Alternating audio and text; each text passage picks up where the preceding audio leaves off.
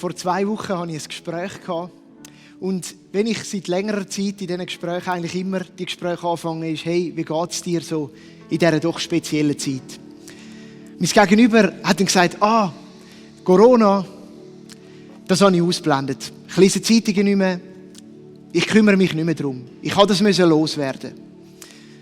Und in mir hinein ist so ein bisschen Neid aufgekommen. Und ich habe gedacht, bei mir ist das nicht so.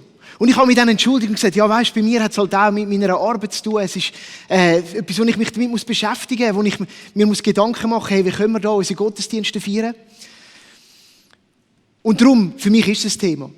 Und während ich das so aufgenommen habe, ist mir das auch nachgegangen, die nächsten paar Tage. Und es hat mich bewegt und ich habe mich gefragt, hey, können wir es einfach ausblenden? Können wir einfach sagen, ja, es ist kein Thema mehr. Ich weiss nicht, wie es dir geht. Gehörst du zu denen, die das schaffen? Oder bist du jemand von denen, der sagt, nein, mich betrifft es? Und so bin ich die letzte Woche gestartet und letzte Woche, Ende Woche, also vor 2 Tagen, am Freitag, ist mein Handy wieder mit Corona gekommen. Nämlich die Swiss Alert App, die du vielleicht auch auf deinem Handy installiert hast, die mich informiert über Aktualitäten, Gefahren in der Schweiz, hat mir gesagt, dass ich ab sofort mich registrieren kann für die Impfung, weil ich Gruppe N bin, wie vielleicht du auch. Und ich hatte dann natürlich keine Zeit gehabt, habe gedacht, ich mache das später. Und am Abend, als ich das so machen wollte, sind alle 180'000 Termine weg. Und ich will so gerne nicht an Corona denken, aber ich muss. Weil jetzt kann ich irgendwann Ende Juli vielleicht einmal impfen. Wer weiß, es ist ja egal. Aber ich habe gemerkt, es trifft mich. Am gleichen Tag fahre ich im Zug von Olten auf Winterthur. Und der Zugführer, ich höre mich so ein bisschen zu, der Zugbegleiter, der Tickets kontrolliert, es ist ja spannend im Zug zuzuhören, der schwätzt mit den Leuten, manchmal gibt es Fragen zu Billett und so weiter. Aber dann bei der einen Person stoppt er und sagt, Entschuldigung, könnten Sie echt Ihre Maske bitte über die Nase ziehen? Danke vielmals. Und ich habe gedacht, leck mir, das ist auch noch krass. Jetzt muss der doch tatsächlich die Leute darauf hinweisen, dass sie mit Maske richtig tragen im Zug. Corona dominiert unseren Alltag. Und ich weiss nicht, wie es dir geht. Ich spüre weiterhin den Sturm und er prasselt auf mich ein. Es sind stürmische Zeiten. Es sind Fragen, die kommen. Und gerade auch in meiner Arbeit stelle ich fest, pastoralen Alltag, dass ich oft mit Extrem konfrontiert bin. Da gibt es einerseits Menschen mit viel Angst, Menschen mit Sorgen, Menschen mit Nöten. Es gibt aber auch Lügnungen, Lächerlichkeiten, Verneinungen, wo man einfach sagt, es gibt es nicht. Es gibt Leute, wo ich viel begegne, wo eigentlich das Ziel scheint, in dem Sturm nur ihr eigenes Rettungsboot aufzublasen. Das ist so Nummer 1 Priorität. Hauptsache mein Rettungsboot verhebt. Es gibt so viele Seiten, die mich ansprechen. Und was in mir eine Frage auslöst, nämlich, hätten wir als Nachfolger von Christus nicht genau in dieser Zeit einen besonderen Auftrag? Dass wir in dieser Welt sind, aber nicht von dieser Welt. Oder wie es der Kolosserbrief, den wir jetzt gerade angeschaut haben miteinander, sagt, der Kopf im Himmel, die Füße auf der Erde. Es bewegt mich und ich möchte euch gerne mitnehmen auf ein paar Gedanken zu dem. Wären wir nicht die Hoffnung haben und als Beispiel für Hoffnung und Halt dürfen vorangehen. Und so will ich heute so meinen Beitrag leisten, in diesen stürmischen Zeiten. Sturm, Fragezeichen. Es tobt ein Sturm. Ein Sturm von den Schlagzeilen, ein Sturm von den Fragen und Meinungen, ein Sturm von den Befürchtungen und Ängsten. Ein Sturm, der dich hin und her schlägt, nämlich mit der Frage, ja, wie positionierst du dich? Diskussionen, die in den Groups stattfinden oder in deinem Umfeld. Gefühl von der Unsicherheit. Schau, ich bin keine Fachperson, weder medizinisch noch wirtschaftlich. Ich versuche mich breit zu informieren und ich sehe, es ist eine der grössten Gesundheitskrisen, die meine Generation, es ist die grösste, die meine Generation je erlebt hat. Und sie wird Folgen haben, wirtschaftlich, gesundheitlich, und die Folgen sind noch nicht ganz abmessbar. Wir stehen mit drin, wir haben Hoffnung, wir freuen uns auf alles, was besser kommt, aber vieles ist auch noch offen. Vieles ist gut gemacht worden, vieles nicht. So viele Meinungen. Mein Teil vom Kuchen ist der, was heisst es, als Nachfolger von Christus in diesen Zeiten zu stehen. Halt im Pandemiesturm. Ich möchte euch mitnehmen und den Sturm von Fragezeichen ein bisschen genauer anschauen. Ich habe ein Sturmbild dabei. Ein Bild, das so einen Rauchensturm zeigt. Und so ein Sturm, der hat auch ein paar Eigenheiten an sich. Das Klima wird üblicherweise, wenn ein Sturm aufzieht, Raucher. Es fängt an, so ein bisschen eine Brise blasen. Und manchmal hat man die Hoffnung, es flacht ab, aber dann kommt es wieder auf. Und das erleben wir auch in unserer Gesellschaft. So in der gesellschaftlichen Sturmzone, es ist ein rauches Klima in den heutigen Tagen. Starke Meinungen sind rum. Wenn man Kommentarspalten in den Zeitungen, Online-Magazinen, Leserbriefe durchliest, es wird sehr direkt geredet. Da gibt's Angriff öffentlich, Denunziationen vom Bundesrat, da ist ein rauches Klima. Die Schlagzeilen werden auch rauch geführt, in alle Richtungen. Es ist wenig von dem, was so die Frucht vom Geist gemäss Galaterbrief ausmacht. Ich glaube, das rauche Klima ist getrieben von etwas. Es ist getrieben von Angst und Verunsicherung in dieser Zeit. Und ja, das tut's. Seit einem Jahr erleben wir das. Und ich habe fest Hoffnung, dass du in der Zwischenzeit ein bisschen als Sturmleben gewöhnt bist, aber es geht weiter. Angst und Verunsicherung, weil das Sicherste für uns weggefallen ist. Unsere gesundheitliche Sicherheit, unsere wirtschaftliche Stabilität. Und das ist das, was ich immer lese von den Theologen. Ich glaube, es gibt in der Schweiz etwas Drittes. Unsere Schweizer Freiheit. Hey, wir sind freie Menschen. Und die Freiheit ist im letzten Jahr tatsächlich eingegrenzt worden. Der Sturm rüttelt an dem, was wir immer als unsere Standhaftigkeit und Sicherheit gehabt haben. Und es ist vielleicht auch ein guter Moment für einen ehrlichen Selbstcheck. Was ist im Zentrum von unserem Leben gestanden? Ist so unsere Sicherheit gesundheitlich, wirtschaftlich, freiheitlich? Und wir haben so eine grossartige Botschaft. Jesus hat nämlich gesagt, fürchtet euch nicht. Ihr müsst keine Angst haben. An was hast du dich, ehrlicher Selbstcheck, an was hast du dich gehängt, wo du jetzt gemerkt hast, im vergangenen Jahr, gewisse von deinen Sicherheiten brechen zusammen? Da kommt ein Sturm auch in einem auf. Da fangen plötzlich an, Stimmen zu rufen. Da fangen an, Götter um einen zu kämpfen. Ein Kampf der Götter. Jesus sagt, fürchtet euch nicht. Jesus sagt, ich bringe euch Freiheit, nicht Knechtschaft. Der Sturm ist getrieben von Angst und Verunsicherung. Ein weiteres Phänomen in dem Sturm, Egoismus wächst. Erinnert euch zurück, vor einem Jahr sind die Gesteller leer gewesen. In einem Abteil. In dem von der WC-Papier. Und tatsächlich, auch wir sind an dem Punkt gelandet, wo wir noch 1,5 Rollen die hatten und in unserem Migros hat es keine mehr gegeben. Und ich habe meine Mami angerufen und gesagt, hättet ihr noch im Fall, ja, kannst du sagen, wir haben noch, wir würden euch bringen. Wir lachen jetzt alle drüber. Es ist so schön, wie es uns zeigt, wie wir sind. Der Egoismus wächst. Jetzt ist es nicht mehr das WC-Papier, jetzt sind es die Impftermine. Impfdrängler hoch 10, man hat darüber gelesen, jeder sucht sich einen, schaut, plötzlich haben wir alle ein Leiden, das jetzt gerade ganz besonders gefährlich ist. Eben die 180'000 Termine sind sofort alle weg. Pech für die keinen Computer haben beim Arbeiten. Ich überzeichne extra, aber es dunkelt mir, es kommt so ehrlich vor. Selektive Gemeinschaft. Uns Aufdruck durch das, dass wir ja nicht mehr mit vielen Leuten zusammen sind, ist die Frage, ja, schauen wir jetzt nur für uns? Wo öffnen wir uns auch für andere? Es ist viel Raum da für Egoismus. Und noch ein Letztes, was mir auffällt, so gross gesagt, ist, dass die Schere in allen Bereichen in unserer Gesellschaft immer grösser wird. Zwischen Arm und Reich. Die Unterschiede sind frappant, wie die Armen und die Reichen von Corona betroffen sind. Egal ob gesundheitlich oder wirtschaftlich. Die letzte Schlagzeile-Studie, die ich gelesen habe, davon ist, dass tatsächlich eine Studie beleidigt, dass ärmere Menschen schwerere Verläufe von Corona haben. So unfair ist unsere Welt. Dass das irgendwie sich kumuliert. All die Umstände, die sie drin leben, dass am Schluss kannst du sagen, wenn du ärmer bist, ist die Chance grösser, dass du einen schwereren Verlauf hast. Also gesundheitlich geht die Schere auf, sie geht aber auch wirtschaftlich auf. Die mehr haben, die haben sichere Jobs. Die schon weniger verdienen, haben unsichere Jobs in dieser Zeit. Ja, da gibt es ein bisschen einen Wellengang. Aber auch zwischen den stärkeren, resilienteren Personen und denen, die eher ein bisschen schwächer sind in ihrer Grundkonstitution. Auch dort tut sich die Schere auf. Die am schwersten von psychischen, jetzt auch Beeinträchtigungen betroffen sind, sind die schon vorher psychisch angeschlagen sind.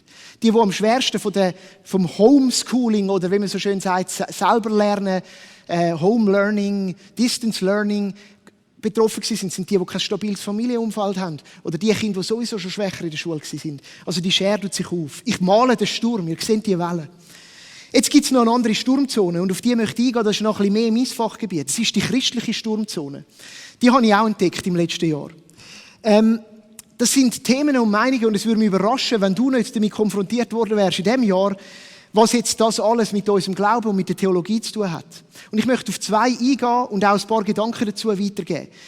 Die erste Frage vom Sturm, die ich oft gehört habe, ist die nach der Endzeit. Ist jetzt die Endzeit da? Ist es jetzt so weit? Und oftmals mit dem alarmierenden Unterton. Und jetzt müssen wir aufpassen, die Endzeit kommt. Und mir ist es mega wichtig, um da ein Statement zu machen. Und zu sagen, wenn wir das Neue Testament und die Botschaft vom Neuen Testament ernst nehmen wollen, dann greift so ein alarmistisches Endzeitgeschrei einfach zu kurz, Freunde. Jesus hat gesagt, dass das Ende nach ist. Und wir sind seit 2000 Jahren in der Endzeit. Ja, wir sind drin, mitten drin, sage ich aus tiefer Überzeugung. Wir sind seit 2000 Jahren in der Endzeit. Also Alarmbereitschaft, ja, aber seit 2000 Jahren. Und vielleicht ist jetzt ein guter Moment, um zu merken, dass wir ein bisschen eingeschlafen sind. Aber es ist nicht jetzt ein Moment, um irgendwelche Alarmglocken zu schellen, weil jetzt plötzlich die Endzeit da ist. Das kommt der Botschaft vom Neuen Testament, wird das nicht gerecht. Wenn man schaut, quer durch die Briefe durch, sie haben in einer Nacherwartung gelebt, dass Jesus wird wiederkommen. Sie haben ihr Leben auf das ausgerichtet. Und darum, nein, es gibt keinen Grund zur erhöhten Alarmbereitschaft, nur wegen Corona. Aber es gibt genug Grund, um uns immer wieder an Jesus auszurichten. Und der Ruf, den dürfen wir hören. Und der steckt vielleicht unter dem. Die aktuelle Situation zeigt auch, dass Schwierigkeiten und Nöte zu unserem irdischen Leben dazugehören. Und ich stelle fest, dass wir als Schweizer Gesellschaft, da gehe ich so vom Durchschnitt aus, das erste Mal wieder härter mit dem konfrontiert worden sind. Aber was ich da auch finde, ist, dass wir dann sehr eine enge Sicht bekommen und denken, nur weil es jetzt uns plötzlich auch mal ein bisschen schlecht geht, ist jetzt dann Zeit da. Was ist mit diesen Menschen, die schon seit Hunderten von Jahren leiden? Was ist mit diesen Völkern, die schon lange unterdrückt werden? Was ist mit diesen Glaubensbrüdern und Schwestern, die seit vielen Jahrzehnten Verfolgung erleben? Und bei ihnen breitet sich das Wort von Gott am meisten aus. Ich bin mir bewusst, dass ich klare Statements setze. Es ist mir wichtig. Ich will auch nicht sagen, wir dürfen nicht über Endzeit reden. Das ist ein Thema, das uns beschäftigen soll. Aber ein erhöhter Alarmismus mit einem Selbstrettungsdrang, der ist nicht am Platz. Endzeit ist seit 2000 Jahren, wir stehen mitten drin.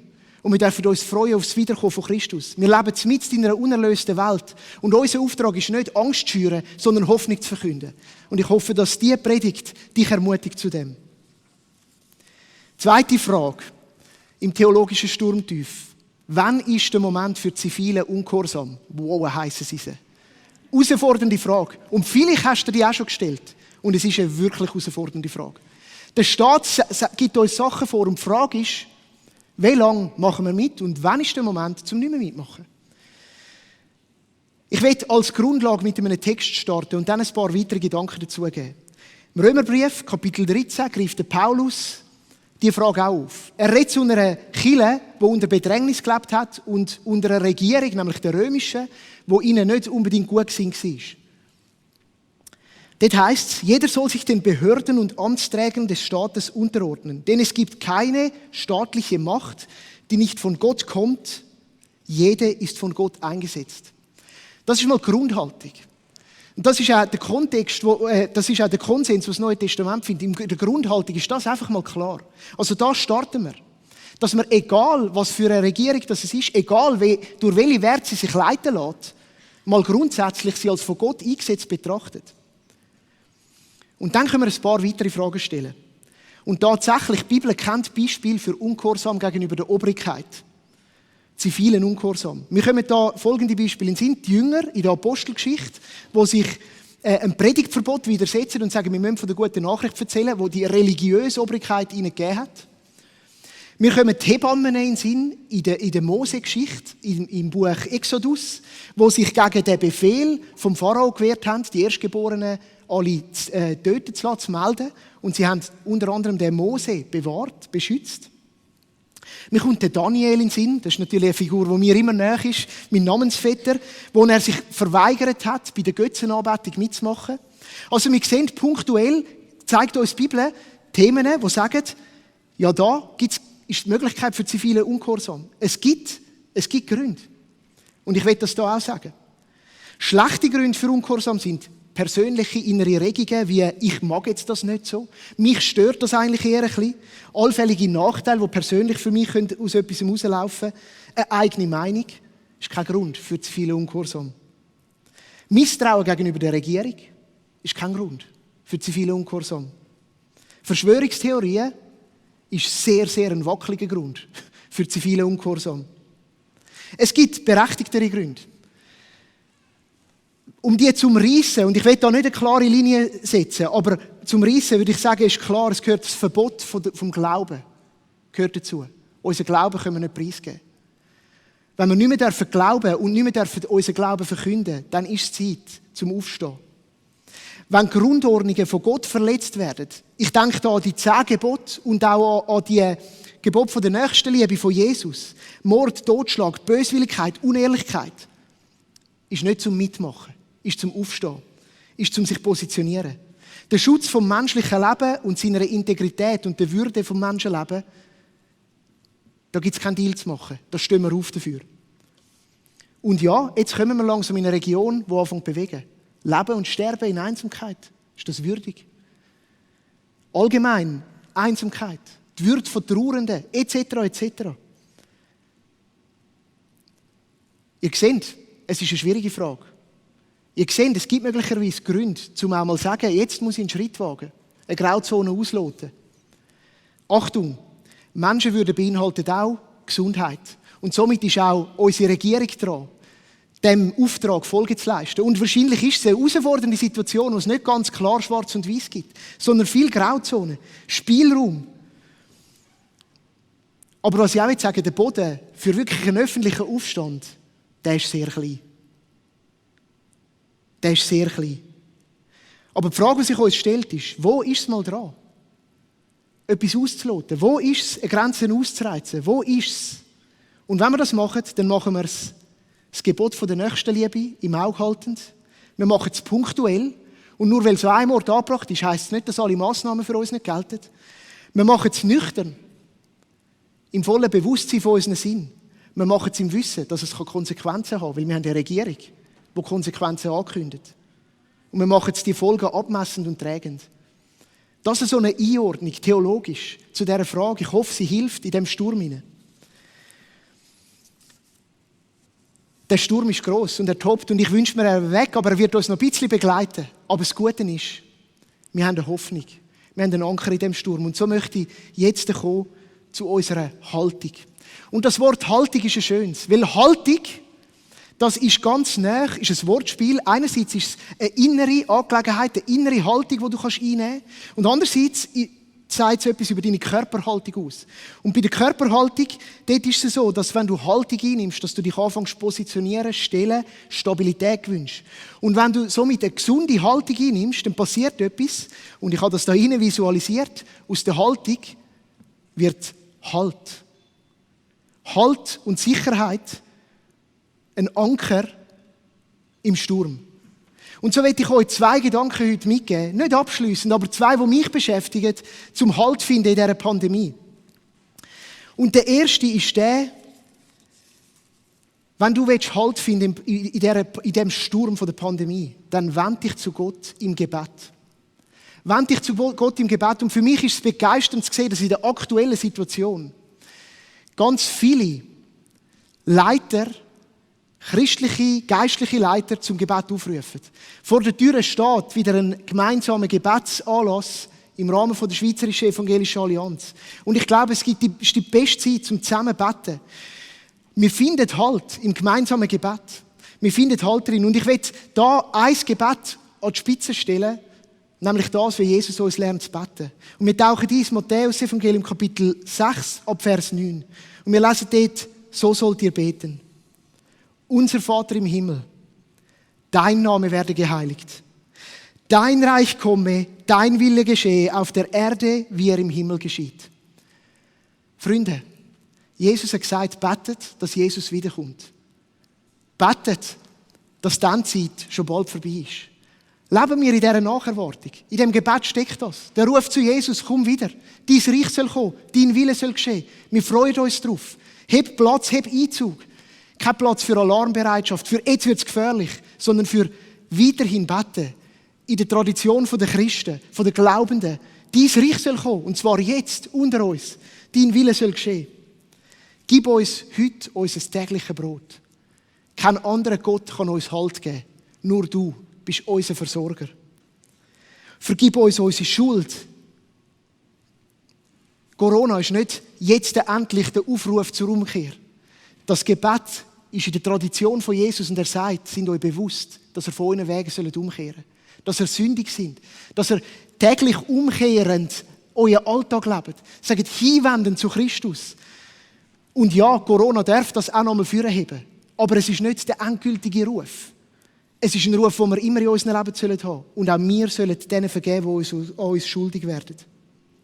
Und lass uns nicht in Versuchung geraten, sondern er rettet uns vom Bösen. Gib uns Halt in diesem Sturm. Gib uns Ausrichtung in unserem Leben. Lass uns nicht in Versuchung geraten. Gerade auch in dieser herausfordernden Zeit. In all diesen Fragen vom Sturm. Zeig uns den Weg. Das Gebet ist eine Grundausgangslage vom Nachfolgen. Das Gebet ist entscheidend. Und wenn wir zuallererst zu etwas gerufen sind, ist es zum Gebet. Und ich lade euch ein, das persönlich zu tun. Dort, wo ihr andere gläubige Menschen trefft und als Kirche. Und wir haben das auch schon gemacht in unseren Special Church Nights. Und es ist so wichtig. Und richten wir uns an dem unser Vater aus. Und dann habe ich einen zweiten Ankerpunkt zum Setzen. Und der ist eigentlich eine Unterkategorie vom Gebet. Und er ist einer, der mich auch schon längere Zeit in meinem Leben begleitet. Und er ist so wichtig. Und ich glaube, wir sollen den lernen. Und wir dürfen den als Halt nehmen in dieser Corona-Zeit. Und es ist die Haltung der Klage. Ich glaube, es ist Zeit zum Klagen. Das letzte Jahr hat Tribut gefordert. Auf vielen Ebenen. Und wir können es weglügen, wir können es wegreden, wir können positiv sein. Aber es bleibt da, dass uns Sachen geraubt worden sind. Und zwar in der Breite vom Leben. Und die Bibel ist ein Buch, das das sehr ernst nimmt. Das sind Texte, die Gott uns gibt, die zeigen, dass es entscheidend ist, um das zu benennen und klagen und am richtigen Ort zu platzieren. Und so will ich heute aufrufen, dass du den Anker auswirfst, den Anker von der Klage. Dann, wenn du betroffen bist. Und vielleicht denkst du, ja, aber bei mir ist es ja nicht so schlimm, bei anderen ist es mehr. Ich meine, besprich es mit Gott. Du weißt, was es dir tut. Du weißt, was es mit dir macht. Die Psalmen geben uns einen wunderbaren Einblick in die Klage. Und einer, den ich da jetzt ganz speziell auch für diese Predigt angeschaut habe, ist der Psalm 77. Der ist vom Asaf geschrieben und ich meine, man denkt schon fast, das ist Gotteslästerung. Es ist so ehrlich. Ich möchte euch mitnehmen auf ein paar Texte daraus. Ich rufe zu Gott. Ja, ich schreie mein Gebet hinaus, damit er mich endlich hört. Ich habe große Angst und sehe keinen Ausweg mehr. Unaufhörlich bete ich zu Gott, sogar in der Nacht strecke ich meine Hände nach ihm aus. Ich bin untröstlich. Wenn ich an Gott denke, fange ich an zu seufzen. Grüble ich über meine Lage nach, so verliere ich allen Mut. Vielleicht ist es dir manchmal so gegangen, vielleicht geht es dir jetzt so. Vielleicht ist dein Geschäft am Bach abgegangen. Vielleicht hast du schlaflose Nächte. Vielleicht bist du gesundheitlich bedroht. Vielleicht sind die Freiheiten, die dir im Moment geraubt werden, so lebensnotwendig für dich, dass du das Gefühl hast, du verlierst den Atem zum Leben. Vielleicht hast du gedacht, im Jahr 2020 findest du endlich deine Partnerin oder deinen Partner und all deine möglichen Dates sind abgesagt worden. So lächerlich, wie es klingen mag. Es kann eine tiefe Wunde hinterlassen. Vielleicht hast du das Gefühl, dein Leben ist auf Pause gestellt worden. Vielleicht hast du deine Hochzeit zum 5. Mal umgeplant. Hey, es ist Grund zum Klagen. Ich lade dich ein, zu klagen. Bring es Gott, es ist der beste Ort. Der Psalm geht weiter. Hat der Herr uns für alle Zeiten verstoßen? Wann hat das ein Ende? Wird er nie wieder freundlich zu uns sein? Ist seine Gnade für immer zu Ende? Gelten seine Zusagen nicht mehr? Hat Gott vergessen, uns gnädig zu sein? Das ist, was mich am meisten schmerzt. Gott, der Höchste, verhält sich jetzt anders als vorher. Er setzt sich nicht mehr für uns ein.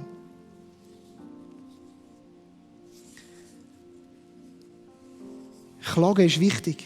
Klagen heisst, sich auf Gott stürzen, all ins gehen, dort hin, wo wenn es dann nicht verhebt, dann fehlst. Es ist der letzte Schritt, den du machen kannst. Und es ist so ehrlich, dass es selber wehtun kann. Und vielleicht ist es der Moment, wo du dir selber eingestehst, hey, ja, es ist scheiße. Hey, ja, es ist nicht so, wie ich es will. Und ich glaube, es ist der Anfang von dort, wo du Hoffnung finden kannst. Es ist der Anfang von dort, wo du Halt finden kannst. Es ist der Anfang von dort, wo dein Leben weitergehen kann. Weil es ist, die Haltung einzunehmen, mit Hilfe von Gott zu rechnen und damit zu leben, dass Gott manchmal nur anbietet, ich ändere es nicht, aber ich bleibe bei dir. Ich bleibe bei dir. Ich bleibe bei dir in all dem. Du bist am richtigen Ort bei mir.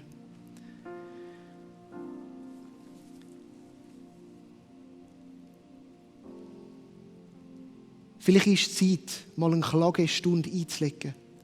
Ein Klagetag, eine Klagewoche, wo du deine Träume den Bach abschickst, wo du gehabt hast, wo du sie Gott hingibst, wo du sie dem Gott hingibst, der wahrlich Sicherheit und Halt gibt. Und ich denke, wir sind nicht immer die Besten in dem, obwohl wir so eine reiche Tradition von dem haben, als Christen. Und das ist auch mein Ruf an dich, als Teil dieser Gemeinschaft, der Gläubigen. Vielleicht sagst du, hey, mich hat es nicht so getroffen. Ich bin gut durchgekommen. Ich habe Neues gewonnen. Dann ist es vielleicht dran, mit anderen zu klagen.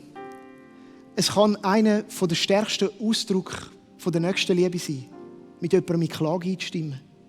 Zu sagen, hey, ja, es schmerzt mich mit dir. Hey, es tut mir so leid für dich. Lass es uns Gott hingeben, miteinander. Mir kommt da Jesus in den Sinn, der kurz bevor er den Lazarus wieder auferweckt, ich meine, es ist in seiner Macht, gell? Mit den Schwestern vom Lazarus brüllt. Es heisst, er hat brüllt, geschluchzt mit ihnen. Er hat Mitgefühl gezeigt. Es war ihm nicht einfach egal gewesen. Er hat trauert, er hat geklagt. Ich glaube, es ist ein Vorbild für uns, mitzutrauern. Nicht zu verneinen, nicht schlechte Hoffnung darüber zu geben, sondern mitzutrauern, mit reinzugehen.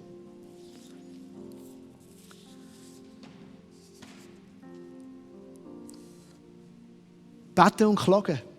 GVC lädt uns ein, dass wir eine Gemeinde sind, eine Kirche sind vom Gebet und von der Klage in dieser Zeit. Und ich glaube, dass das zwei Haltungen sind, die uns Halt geben. Und Halt gibt Blick auf die Hoffnung. Halt gibt Blick auf die Hoffnung, auf die Perspektive, die wir haben. Weil unser Anker ist das Kreuz. Im Anker steckt das Kreuz. Und das finde ich das Schöne an dem Ankersymbol. Es steckt das Kreuz oben drin. Und unsere Hoffnung ist im Kreuz, ist im Symbol für Jesus Christus. In dem, der alles überwunden hat. In dem, der alles auf sich genommen hat. Unsere Hoffnung hat einen Namen und der ist Jesus. Er ist der Gott, der versorgt. Er ist der Gott, der Halt gibt, egal wie es stürmt. Er ist der Anker.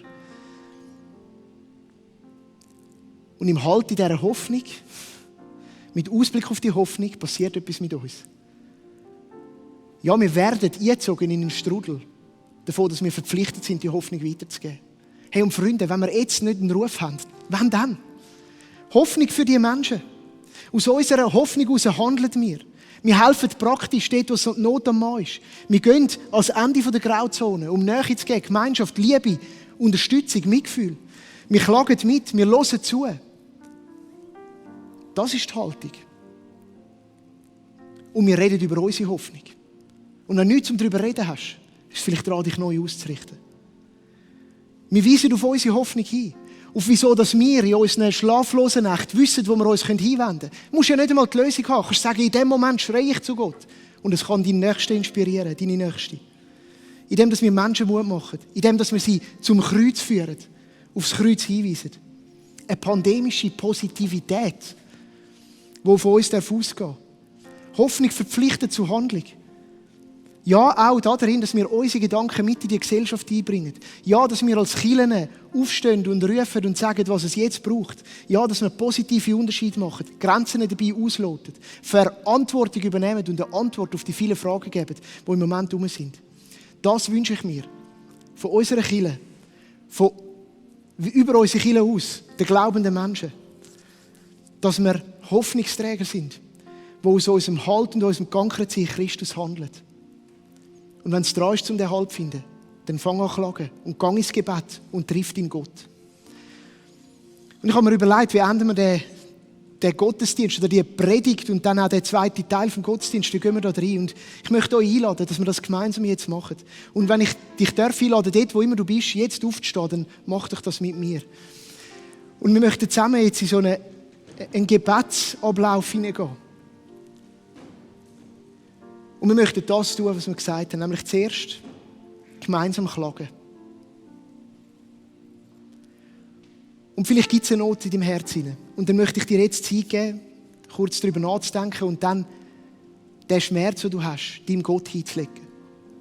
An deinem Platz, mit der Person zusammen, wo du bist. Flüsternd, laut. Aber bei Gott anzuwerfen, dich auf ihn zu rühren. Ich weiss nicht, was es ist. Es kann so viele Gründe haben. Es kann sein, dass deine Pläne wie eine Seifenblase in die Luft zerplatzt sind. Es kann sein, dass es Ängste sind, wirtschaftlicher Natur, gesundheitlicher Natur. Es können auch Probleme sein, unabhängig von dieser weltweiten Thematik. Gib sie jetzt Gott hin. Wir nehmen uns einen Moment, wo wir unsere Klagen vor Gott ausschütten.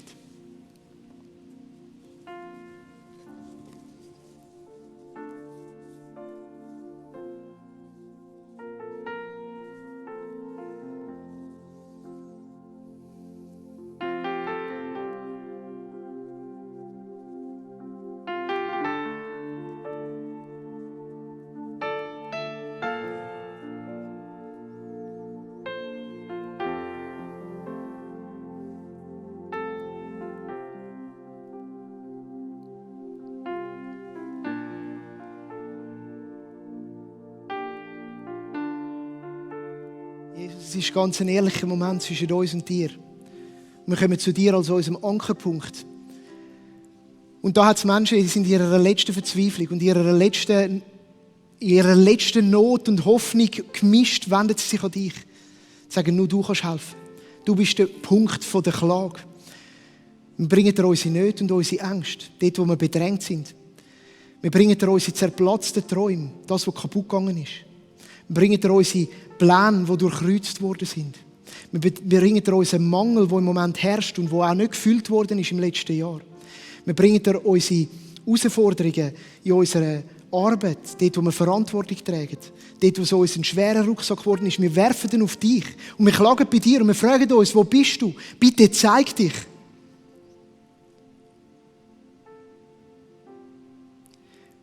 Und wir machen das als ein Statement. Es gibt keinen anderen Ort, wo wir uns anwenden können als zu dir. Die Wirtschaft versagt. Gesundheit können wir uns nicht selber erkaufen.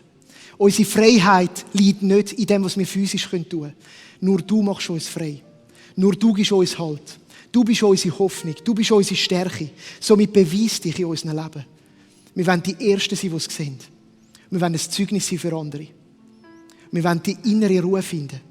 Den inneren Halt in diesem Sturm. Und wir wollen so zum Ankerpunkt werden für andere. Danke, dass du es nimmst. Danke, dass wir ehrlich zu dir kommen können. Danke, dass du bereit bist, in den kommenden Stunden und Tagen auf unsere Klagen zu hören. Wir wollen sie dir hingeben.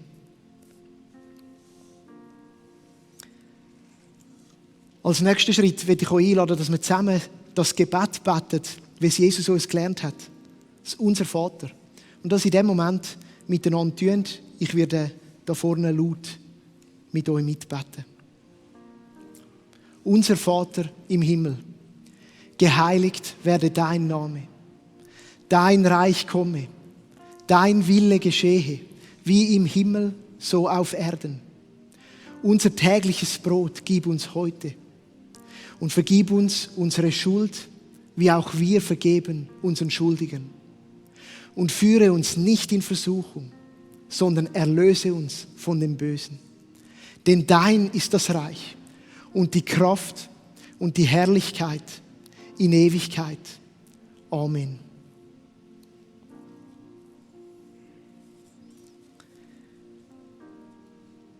Und dann gehen wir jetzt gemeinsam in eine Zeit vom Gebet, wo du weiter klagen, weiter beten, gemeinsam miteinander singen, und wir singen einen Song, der genau das ausdrückt. Er heisst Anchor und es ist die Ausrichtung am Ankerpunkt von unserer Hoffnung, Jesus Christus. Ich lade dich ein, um das mitzusingen. Wenn du möchtest reagieren auf den Gottesdienst, auf die Predigt, dann kannst du das machen. Wir bieten Gebet an in unserem Livestream. Du kannst dort auf den Knopf drücken, Live-Gebet, und es hat Menschen, die es lieben, mit dir zusammen zu klagen, zu beten, dich einzuwenden zu Christus. Nutze die Gelegenheit, lass sie nicht vorbeiziehen.